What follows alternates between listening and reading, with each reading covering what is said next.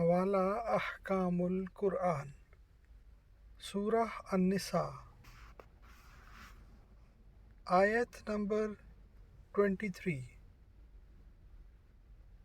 اعوذ باللہ من الشیطان الرجیم، بسم اللہ الرحمن الرحیم۔ حرمت حرام کی گئیں، علیکم تم پر، امہاتکم تمہاری مائیں، و بناتکم اور تمہاری بیٹیاں، و اخواتکم اور تمہاری بہنیں،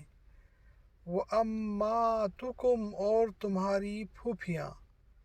و خالاتکم اور تمہاری خالائیں، و بنات الاخ اور بھتیجیاں، و بناتو اور بیٹیاں اختی بہن، و امہاتکم اور تمہاری مائیں، اللاتی وہ جنہوں نے، ارضعناکم تمہیں دودھ پلایا،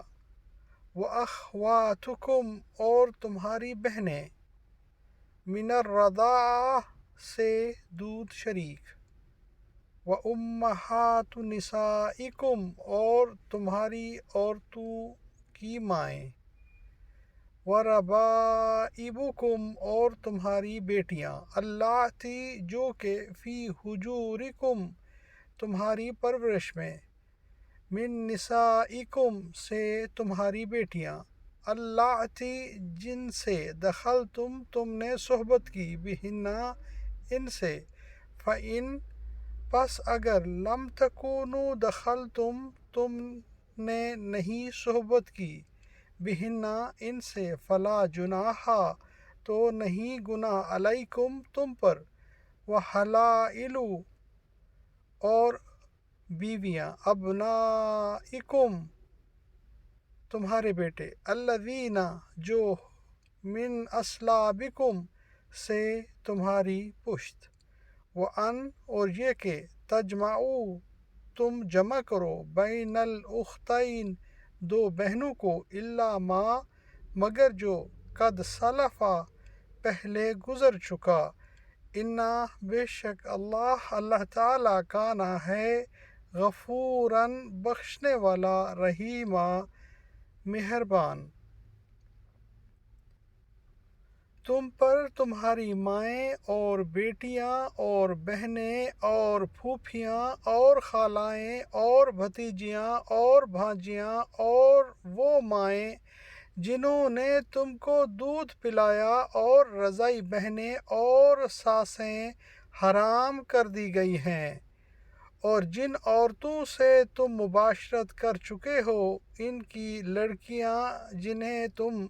پرورش کرتے ہو، وہ بھی حرام ہیں۔ ہاں اگر ان کے ساتھ تم نے مباشرت نہ کی ہو تو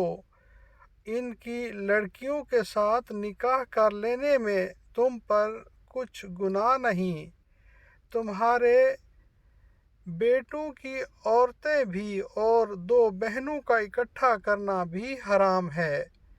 مگر جو ہو چکا سو ہو چکا، بے شک اللہ تعالی بخشنے والا اور رحم کرنے والا ہے۔ صدق اللہ العظیم۔ اللہم صلی علی محمد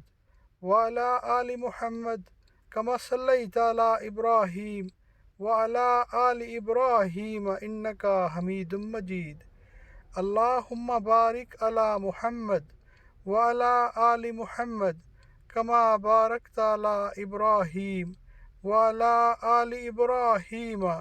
انکا حمید مجید۔